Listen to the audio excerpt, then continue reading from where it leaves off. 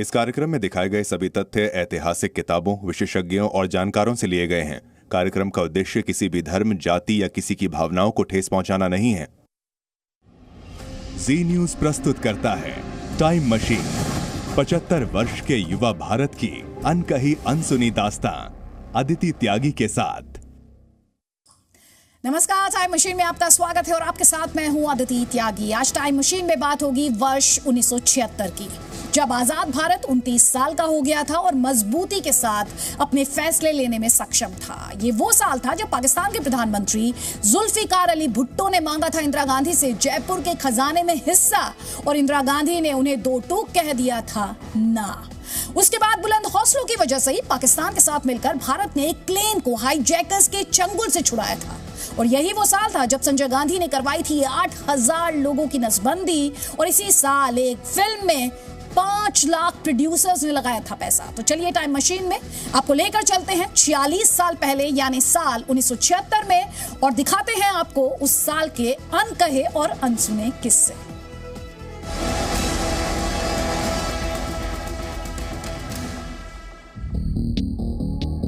1976 में जहां एक ओर देश में इमरजेंसी लगी हुई थी कि इसी बीच भारत के एक विमान को हाईजैक कर लिया गया था, और इस हाईजैकिंग में भारत और पाकिस्तान की सरकारों ने एक दूसरे का हाथ थामा और मिलकर सभी यात्रियों को बचाया। दरअसल 10 सितंबर को सुबह करीब 7:30 बजे दिल्ली के पालम हवाई अड्डे से इंडियन एयरलाइंस के बोइंग 737 विमान ने 77 यात्रियों के साथ मुंबई के लिए उड़ान भरी। मुंबई पहुंचने से पहले जहाज को जयपुर और औरंगाबाद रुकना था, लेकिन टेक ऑफ के बीच ही 2 अपहरणकर्ता कॉकपिट में आ गए और पायलट को पिस्तौल दिखाकर विमान का अपहरण कर लिया। हाईजैकर्स ने प्लेन को लिबिया ले जाने के लिए कहा, लेकिन पायलट ने मना कर दिया क्योंकि तेल नहीं था। फिर पायलट और सह पायलट ने ऑटो पायलट शुरू करके दिल्ली एयर ट्रैफिक कंट्रोलर से संपर्क साधा और घटना की जानकारी दी। फिर हाईजैकर्स ने प्लेन को पाकिस्तान ले जाने के लिए कहा और फिर विमान लाहौर जाकर रुका। उधर भारत सरकार ने पाकिस्तान सरकार से मदद मांगी और इस घटना के बारे में बताया। फिर लाहौर एयरपोर्ट पर प्लेन रुका। पाकिस्तान के अधिकारियों ने हाईजैकर्स के खाने में नशीली दवाएं मिला दी, जिसे पीकर अपहरणकर्ता बेहोश हो गए थे। बाद में अपहरणकर्ताओं को पकड़ लिया गया और बाद में विमान को भारत के लिए रवाना किया गया, और इस तरह से भारत पाकिस्तान ने मिलकर एक मिसाल पेश की थी।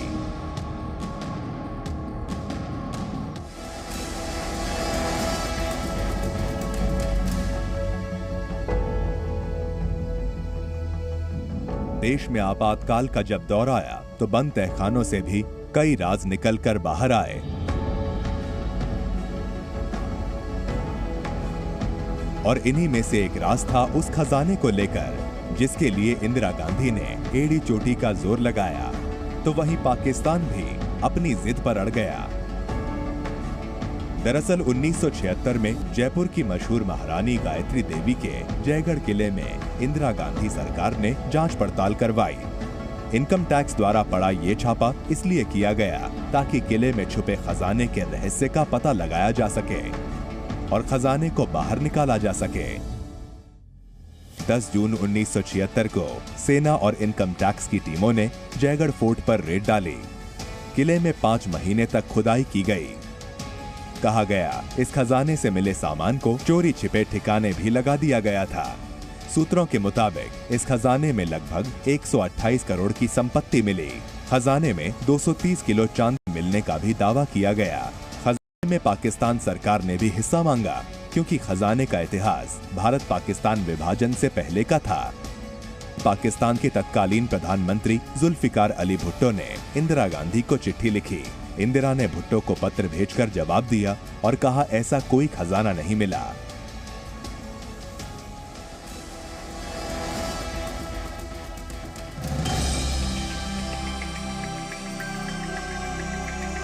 बच्चन परिवार और गांधी परिवार के रिश्ते काफी गहरे रहे हैं। किस्सा 1976 का है, जब भारत सरकार की ओर से अमिताभ बच्चन के पिता हरिवंश राय बच्चन को पद्म भूषण से सम्मानित करने का ऐलान हुआ। पूरा परिवार हरिवंश राय बच्चन को अवार्ड लेते देखना चाहता था, लेकिन आधिकारिक तौर पर परिवार में से सिर्फ 2 लोग ही इस समारोह में जा सकते थे। फिर परिवार की ओर से हरिवंश राय बच्चन और उनके दोनों बेटों अमिताभ और अजिताभ का जाना तय हुआ। सारी पैकिंग खुद जया बच्चन ने की और कहा गया कि तीनों को ही काले रंग का सूट पहनना होगा और इसके लिए खास टेलर भी बुलाया गया। लेकिन इसी बीच अमिताभ के भाई अजिताभ की तबीयत खराब हो गई और फिर अमिताभ अकेले ही पिता के साथ दिल्ली पहुंचे। होटल में जब अमिताभ ने सूटकेस से अपना सूट निकाला तो वो चौंक गए, क्योंकि जया बच्चन ने गलती से अजिताभ का सूट रख दिया और उस सूट की पैंट अमिताभ को काफी छोटी पड़ रही थी। ऐसे में तुरंत अमिताभ को अपने दोस्त राजीव गांधी की याद आई। फिर तुरंत ही राजीव गांधी ने अपना कुर्ता पजामा और शॉल अमिताभ के लिए भिजवा दिया, जिसे पहनकर अमिताभ पिता के साथ समारोह में पहुंचे थे।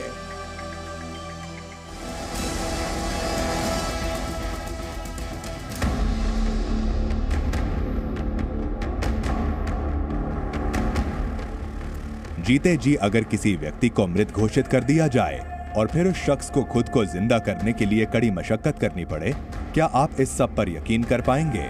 असल में एक ऐसा ही मामला साल 1976 में आया था।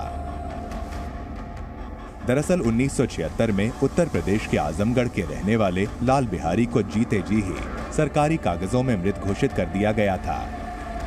हुआ ये कि लाल बिहारी की दौलत को, जायदाद को पाने के लिए उनके चचेरे भाइयों और पट्टीदारों ने 30 जुलाई 1976 को अभिलेखों में उन्हें मृत घोषित कर दिया और फिर उनकी सारी संपत्ति हड़प ली। इसके बाद लाल बिहारी ने खुद को जिंदा करने के लिए लंबी लड़ाई लड़ी।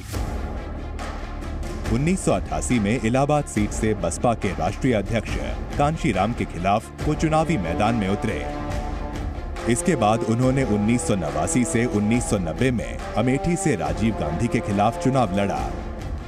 इन दोनों चुनावों में उन्हें हार मिली, लेकिन उन्होंने खुद को जिंदा करने की जिद को जारी रखा। आखिरकार 30 जून 1994 में तत्कालीन जिलाधिकारी हौसला प्रसाद वर्मा और मुख्य राजस्व अधिकारी कृष्ण श्रीवास्तव ने लाल बिहारी को भू राजस्व अभिलेखों में दोबारा से जिंदा कर दिया। इस तरह लाल बिहारी को खुद को जिंदा करने में करीब 18 साल का लंबा वक्त लगा।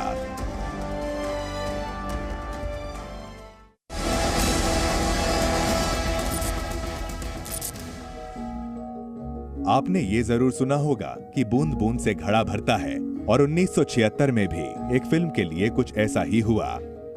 जी हाँ, साल 1976 में आई श्याम बेनेगल की फिल्म मंथन एक ऐसी फिल्म थी जिसे बनाने के लिए 5 लाख प्रोड्यूसर सामने आए थे। दरअसल 1970 के दशक में फिल्म मेकर श्याम बेनेगल अपनी इस फिल्म को बनाने के लिए मुश्किलों का सामना कर रहे थे कि इसी बीच भारत में श्वेत क्रांति को लाने वाले वर्गीज कुरियन को श्याम बेनेगल ने अपनी परेशानी बताई। बस फिर क्या था, श्याम बेनेगल ने वर्गीज कुरियन को सुझाव दिया और कहा कि वो उनके अमूल कोऑपरेटिव सोसाइटी के 5 लाख किसानों से संपर्क करें। इसके बाद गुजरात के सभी किसानों ने श्याम बेनेगल को 2-2 रुपए दिए और फिर जाकर 10 लाख के बजट में फिल्म बनी। फिल्म के क्रेडिट्स में प्रोड्यूसर्स के तौर पर सभी किसानों का शुक्रिया अदा किया गया है, जहां एक लाइन में लिखा था, गुजरात के 5 लाख किसान पेश करते हैं मंथन।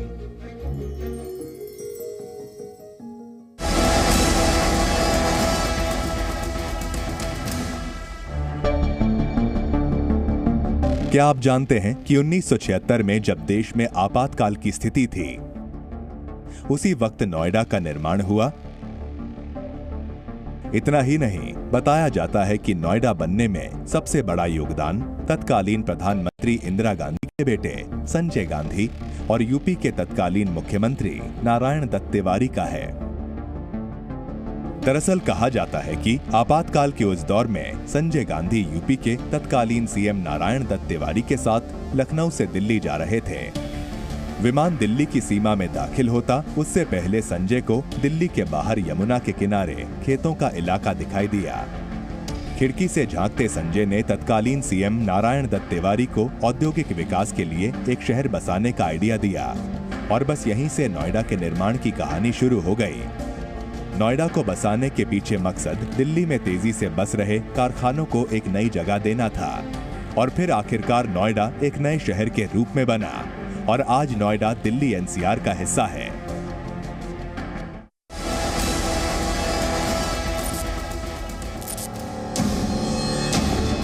क्रिकेट के इतिहास में एक ऐसी घटना हुई जो बेहद भयानक थी। साल 1976 में जब भारतीय टीम वेस्टइंडीज दौरे पर थी और जमैका के सबीना पार्क में वेस्टइंडीज के खिलाफ खेले जा रहे इस मैच का नजारा बेहद कांटेदार था। भारतीय टीम ने चौथी पारी में 403 रन का टारगेट हासिल कर लिया था। सीरीज 1-1 से बराबरी पर थी तो वहीं एक मैच ड्रॉ हो चुका था। उधर वेस्टइंडीज टीम को क्लाइव लॉयड लीड कर रहे थे और बस वेस्टइंडीज ने खूनी खेल की तैयारी कर ली। वेस्टइंडीज के गेंदबाजों ने मैदान में तेज गेंदबाजी शुरू कर दी और भारतीय खिलाड़ियों को घायल करना शुरू कर दिया। अंशुमन गायकवाड़ के बाएं कान पर चोट लगी थी और उन्हें अगले 2 दिन अस्पताल में रहना पड़ा। इसी तरह माइकल होल्डिंग ने तेज गेंद फेंकी जिससे ब्रिजेश पटेल के चेहरे पर लगी, जिससे डॉक्टरों को उनके मुंह पर टांके लगाने पड़े। उधर गुंडप्पा विश्वनाथ भी चोटिल हुए और उन्हें भी अस्पताल जाना पड़ा। इसके अलावा कप्तान बिशन सिंह बेदी और चंद्रशेखर भी चोटिल हो गए। आखिरकार इस मैच में भारतीय टीम मैच 10 विकेट से हार गई और सीरीज भी 1-2 से गंवा दिया। लेकिन ये वेस्टइंडीज के खूनी खेल की कहानी क्रिकेट जगत में हमेशा के लिए दर्ज हो गई।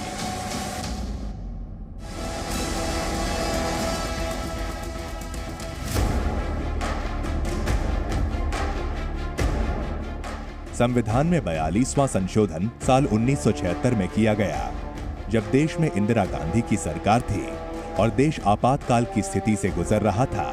इसी बीच इंदिरा गांधी ने संविधान के प्रस्तावना में संशोधन किया। साल 1976 में संविधान की प्रस्तावना में सेक्युलर शब्द को शामिल किया गया। इसके पीछे ये तर्क दिया गया कि देश का कोई अपना धर्म नहीं है और देश सारे धर्मों का समान रूप से आदर करेगा। प्रस्तावना में देश के सभी नागरिकों को विचार, अभिव्यक्ति, विश्वास, धर्म और उपासना की स्वतंत्रता और समानता का अधिकार दिया गया और भाईचारे को मजबूत करने के लिए इस शब्द को जोड़ा गया। इसके अलावा इंदिरा गांधी सरकार ने समाजवादी सोशलिस्ट शब्द को भी 42वें संविधान संशोधन में शामिल किया।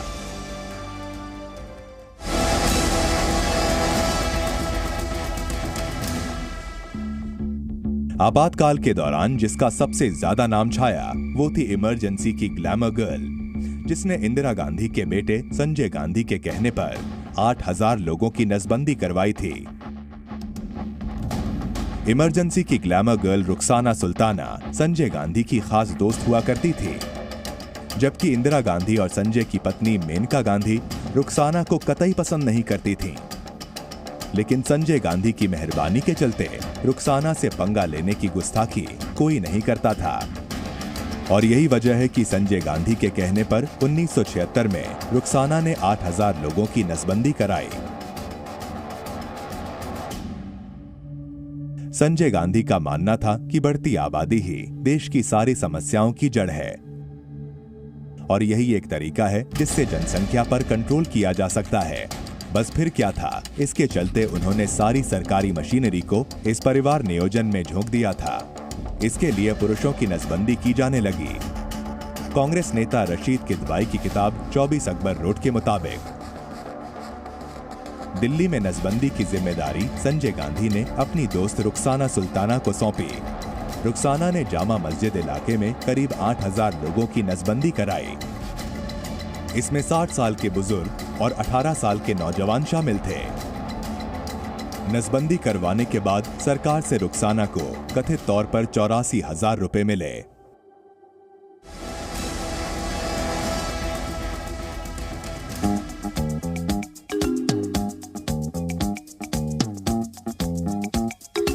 (1970 और 1980 के दशक में भारतीय सिनेमा की छवि बेहद अलग थी। लेकिन इसी बीच एक ऐसी अभिनेत्री आई जिसने हिंदी सिनेमा का रुख ही बदल दिया और वो थी परवीन बॉबी। साड़ी सूट में दिखने वाली अभिनेत्रियों के उस दौर में परवीन बॉबी ने अपनी बोल्डनेस के जरिए बॉलीवुड की तस्वीर बदल दी। बोल्ड और बिंदास छवि वाली परवीन बॉबी ने हिंदी फिल्म की दिशा और दशा दोनों को बदलने का काम किया। वजह है कि उस दौर में परवीन बॉबी के चर्चे सबसे ज्यादा होते थे। उन्होंने साल 1973 में फिल्म चरित्र से फिल्म इंडस्ट्री में कदम रखा और जल्द ही एक बड़ी स्टार बन गईं। उन्होंने वैसे तो कई एक्टर्स के साथ काम किया, लेकिन अमिताभ बच्चन के साथ उनकी जोड़ी पर्दे पर काफी सफल रही। इसी बीच साल 1976 में परवीन बॉबी ने वो मुकाम हासिल किया जो किसी भी एक्ट्रेस ने उस वक्त हासिल नहीं किया था। परवीन बॉबी को साल 1976 में टाइम मैगजीन ने अपने कवर पर जगह दी। उस वक्त वो महज 27 साल की थीं। परवीन टाइम मैगजीन के कवर पेज पर छपने वाली पहली भारतीय फिल्म स्टार थीं और परवीन बॉबी की सफलता ने सबको चौंका दिया था। तो टाइम मशीन में आज आपने सफर किया 40 साल पुराने भारत यानी 1976 के भारत का, जब इंदिरा गांधी ने पाकिस्तान के प्रधानमंत्री जुल्फिकार अली भुट्टो को खजाने में हिस्सा देने से कर दिया था इनकार। साथ ही आपने जाना कि कैसे संजय गांधी की खास दोस्त रुखसाना सुल्ताना ने कराई थी 8000 लोगों की नसबंदी और समझा क्रिकेट में भारत वेस्ट इंडीज के खूनी खेल को भी। तो कल हम फिर आपको लेकर चलेंगे टाइम मशीन में और आपको दिखाएंगे 45 साल पुराने इंडिया यानी 1977 के भारत की अनसुनी और अनकही कहानियां। तब तक के लिए नमस्कार। अमृत महोत्सव के प्रारंभ होने राष्ट्रपति जी ने आतंकवाद की घोषणा की। कदम ब कदम मिलाकर आगे बढ़ा है।